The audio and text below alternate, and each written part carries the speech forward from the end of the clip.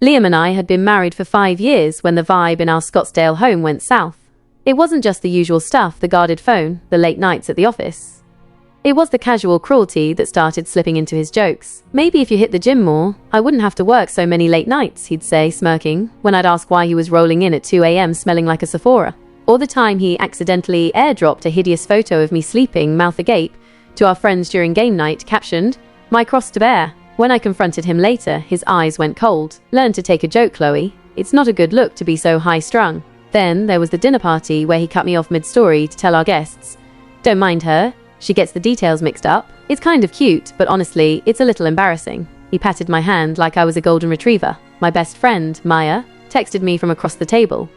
"Are you okay? Liam is being a complete asshole to you." Every year, we hosted a big fundraiser for Paws for a Cause, a local animal rescue I volunteered with. It was my baby. I handled everything. The guest list of 60+ people, the silent auction, the catering. This year was huge. We were raising money for a new senior dog wing. The night of the event was perfect. The string lights twinkled over the backyard, the taco bar was a huge hit, and we'd already cleared over $15,000 in donations. I was buzzing, proud. That's when Liam clinked his glass for attention, a smug look on his face. He had a surprise announcement. My first thought was that he'd landed a massive corporate donation. Instead, he pulled out a small, velvet box and dropped to one knee. Everyone gasped. We were already married, so what the hell was happening? He opened the box to reveal a diamond band and announced to the entire party that, after years of struggling with fertility, I was finally pregnant. I froze. I wasn't pregnant. We weren't even trying. Before I could form a single word, the room exploded. People were screaming, crying, hugging me. My mum was openly sobbing about her first grandchild. His parents were already debating family names. My boss was there, promising me a generous maternity leave package. Liam slid the ring on my finger, pulled me into a tight hug, and whispered, "Just play along. It'll be fun." He kissed me deeply, and the crowd roared. I felt like I was going to be sick. For hours, I was trapped in a performance. People kept touching my stomach, offering advice, asking about the due dates. Meanwhile, Liam was beaming, accepting congratulations, playing the role of a lifetime. I couldn't even escape to the bathroom to cry because I was the host. When the last guest finally trickled out, I turned on him. He just laughed it off. I thought it would be a cute, dramatic way to announce it. "We can just tell everyone you had a miscarriage in a few weeks. No big deal." When I pressed him, his face hardened. "You're overreacting. You should be grateful for the ring." I couldn't sleep. His behavior was so unhinged, so cruel. Around 3 a.m., I heard his phone buzz on the nightstand. He was passed out, drunk. I picked it up. A message from Mark from accounting.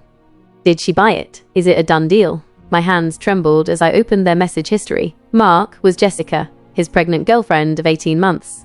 The whole announcement was Liam's twisted way of explaining to our friends and family why he'd be spending so much time and money supporting a friend when he was actually going to be with her. I scrolled through hundreds of texts, pictures of them together, screenshots of my Google Calendar, used to plan their dates around my schedule, photos of me he'd sent her to make fun of. He'd shared our most intimate secrets, our financial statements. The final blow. They had stayed in our house while I was at my sister's wedding in San Diego. They'd slept in our bed, taken pictures in our shower. She had tried on my clothes. The positive pregnancy test she was holding in one photo was taken in our bathroom. She was pregnant with his child. I didn't confront him. I made a plan. For the next week, I was the perfect, doting wife. I secretly contacted Jessica. To my surprise, she had no idea Liam was married. He told her I was his unstable, dependent sister who lived with him. The pictures of us were just keeping up family appearances. She was shattered. We met at a Starbucks. She showed me love letters, receipts for gifts, plans for their future. He'd bought them baby moon tickets to Hawaii, using our joint checking account. He had siphoned over $15,000 from our savings to finance his second life.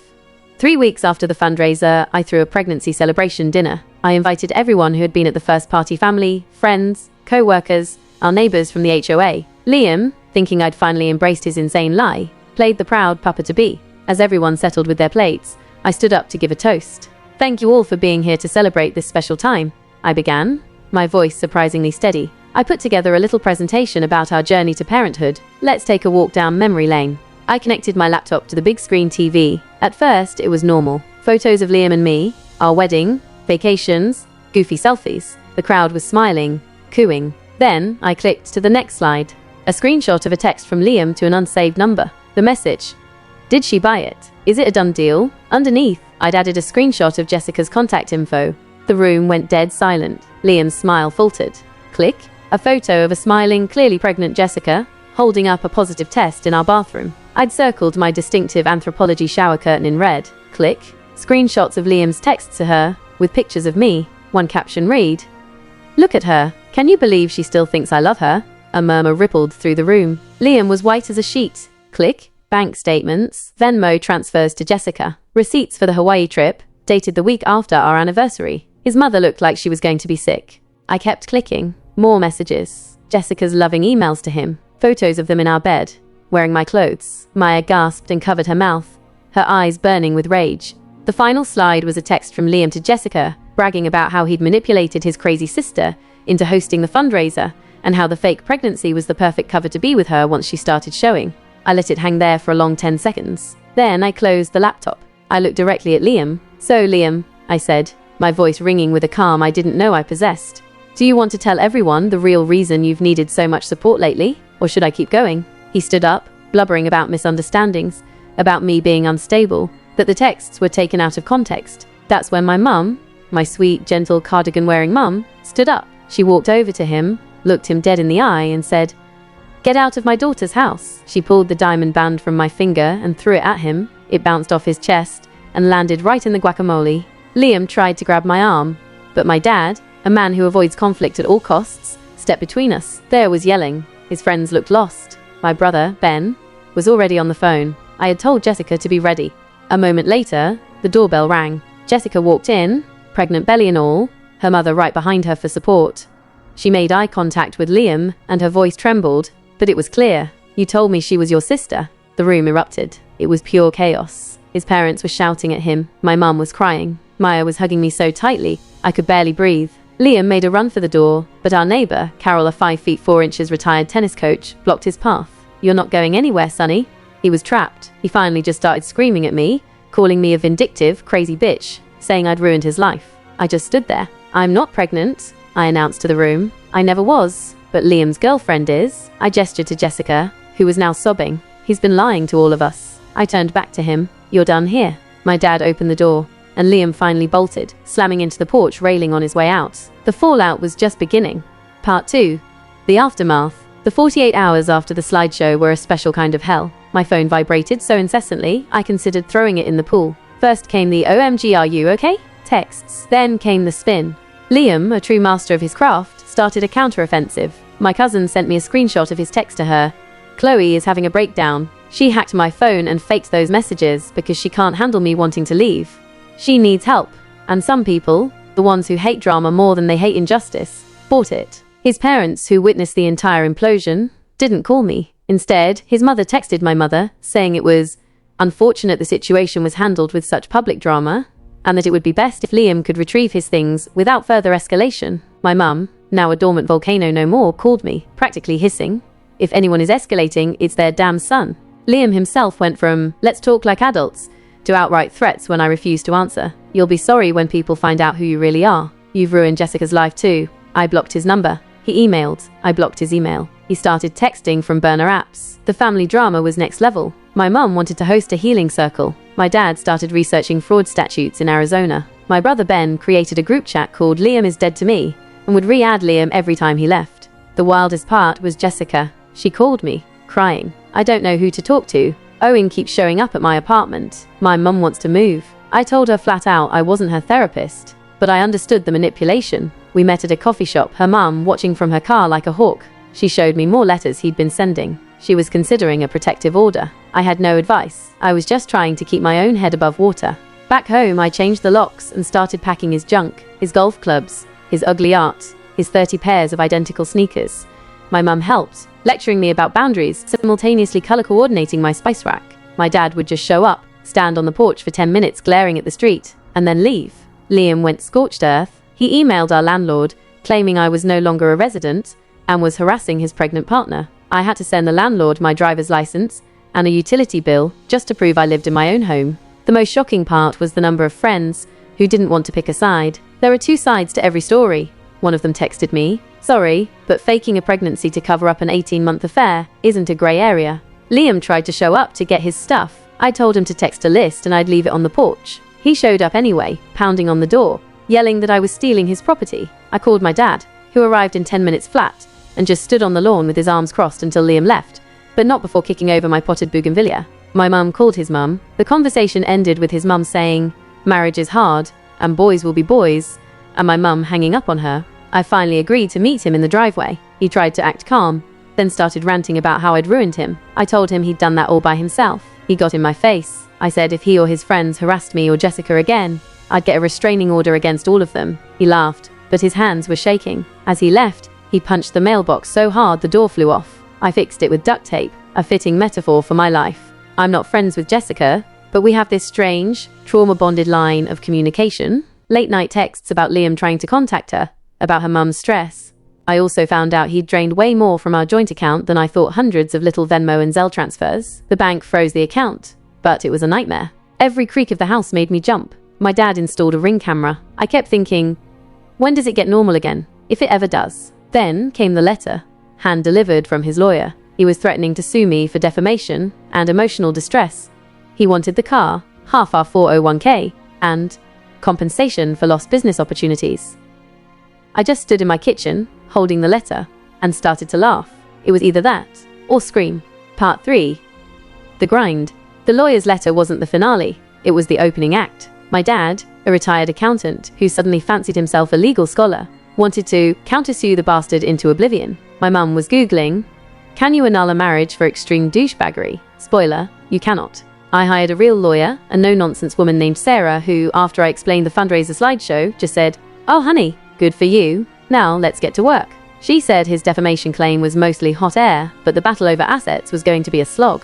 Liam ramped up the harassment. He'd just show up and stand on the sidewalk, talking loudly on his phone. Once, he brought his dad, and the two of them just stood there, staring at the house. My dad came over, and there was this bizarre, silent movie standoff on my front lawn between the two fathers, while Liam pretended to take a work call. It was the most pathetic display of masculinity I'd ever seen. The social fallout was a minefield. I ran into a mutual friend at Target who chirped, "So, how's everything?" with a painful smile. I just shrugged and said, "You know," and she practically sprinted down the aisle to escape. My bestie Maya, however, went full scorched earth on his behalf, posting Instagram stories about narcissistic abuse that were so pointed, he blocked her. His mum called, not to apologize, but to demand access to the house for his remaining things. "I'm not being unreasonable," she said. "I just don't trust you." I told her this wasn't a mistake, it was a pattern, and if she or her son set foot on my property again, I'd call the police. She told me she was so disappointed in how I'd chosen to handle this. I've never been so proud to be a disappointment. The house felt empty, but not sad empty.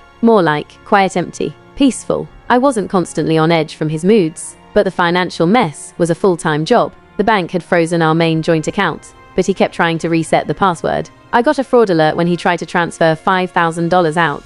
I had to go into the bank branch with a stack of paperwork and explain the whole sordid story to a 22-year-old manager who looked like he wanted to crawl under his desk. Jessica texted late one night. "He's been calling from blocked numbers, threatening to go for full custody if I don't help him clear his name."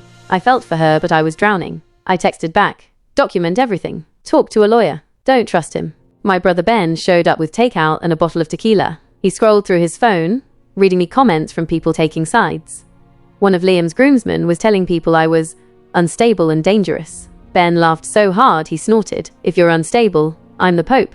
It was the first time I'd genuinely laughed in weeks. Then he got serious. "Have you thought about selling the house, starting fresh?" The idea felt like running away, like letting him win. But staying felt like living in a mausoleum of bad memories. Things came to a head when Liam texted he was coming for his tools at noon. I told him I'd leave them on the porch. At 11:55, he was at the door, banging loud enough to make the neighbor's dog bark. I opened the window and yelled that his stuff was outside. He started filming me with his phone, narrating for his imaginary audience that I was unlawfully withholding his property. I rolled my eyes so hard, I think I saw my brain. He finally grabbed his tools and stomped off, but not before kicking a planter off the porch steps. Real mature. Why is it always on the woman to forgive? Why am I the one who has to be the bigger person when he's the one who blew up our lives? The final straw of this chapter came this week. I was pulling into my driveway, arms full of groceries, and saw his car parked there. He was sitting on the hood, scrolling on his phone, like he owned the place. "Leave, Liam. We need to talk." "There's nothing to say." He got off the car and got in my face. "You think you can just destroy my life and get away with it? I'll take you down with me." "Leave," I said again, my voice shaking but firm. "Or I'm calling the cops." He spit on the driveway. "You'll regret this, Chloe." He's wrong. My only regret is not doing it sooner. Final update. The unwritten chapter. This is the last update, not because it's over, but because I've realized over isn't a destination, it's just what comes after. The legal battle became a monotonous grind, a war of attrition fought through passive-aggressive emails from his lawyer to mine. Owen's demands were a carousel of absurdity. His PlayStation, the sentimental value of a hideous lamp he bought at a garage sale, compensation for his public humiliation. I packed it all in boxes, labeled them Liam's junk, and left them on the porch. He'd pick them up at odd hours, sometimes with his dad, sometimes with a friend, always with a lingering, pathetic glare. The real escalation wasn't one big explosion, but death by 1,000 paper cuts. He tried to have our internet shut off for non-payment, even though I'd already switched the account to my name. He reported our shared car as stolen, which resulted in a very bored-looking police officer showing up at my door. Then, I got a delinquency notice for the city trash service. Turns out, he hadn't paid it in 6 months. I spent an afternoon on the phone sorting it all out. The woman on the other end sighing, "Honey, you have no idea how often we hear stories like this." His mum made one last stand. She showed up on a Saturday morning with a box of his childhood report cards and some legal papers she insisted I sign to make this all go away. She tried to push past me into the house. I blocked the door, my heart pounding, and told her to leave. She left the box on the porch, a monument to their delusion. That night, Jessica texted, "I'm in the hospital. The baby's coming." I didn't go, but I texted back, "You've got this. You'll be a great mum." The next day, she sent a photo of a beautiful, healthy baby girl. I showed my mum, who cried. My dad just nodded grimly. "Well," he said, "at least some good came out of all this mess." A few weeks ago, I made a decision. I called a realtor. The idea of leaving this house, this town, felt like a failure at first. But my lawyer, Sarah, put it another way. "It's not running away," she said. "It's choosing a different battlefield, one where you're not surrounded by ghosts." The house sold faster than I expected. The divorce was finalized last month. I didn't get everything I wanted, and he didn't get everything he deserved, which I've learned is usually how justice works. I walked away with enough to start over, and more importantly, with my name as the only one on my bank account. I moved to a small apartment in a different city, 2 hours away. It's nothing fancy, but it's mine. The locks have only ever known my key. Jessica and I still text occasionally. She's a good mom. She sends me pictures of the baby, who is beautiful, and has Liam's eyes, a fact we never mention. She's fighting him for child support, and I sent her the name of my lawyer, a weird, silent solidarity. I don't know what happened to Liam. I blocked him, his family, and anyone who still talks to him. I heard through the grapevine he lost his job after the whole story made the rounds. I can't find it in myself to care. So this is the end of the story, I guess. I'm sitting in my new living room, with boxes still left to unpack. It's quiet. It's normal. I'm not the brave heroine of some revenge fantasy. I'm just a woman who finally got tired of being the bigger person. If you take anything from this, let it be this. Sometimes, the happiest ending isn't a grand victory. Sometimes, it's just peace. And if you're ever at trivia night in my new town and see a woman arguing passionately about 90s movie soundtracks, come say hi. Just don't ask me about my ex-husband. That chapter's closed, even if the rest of the book is still unwritten.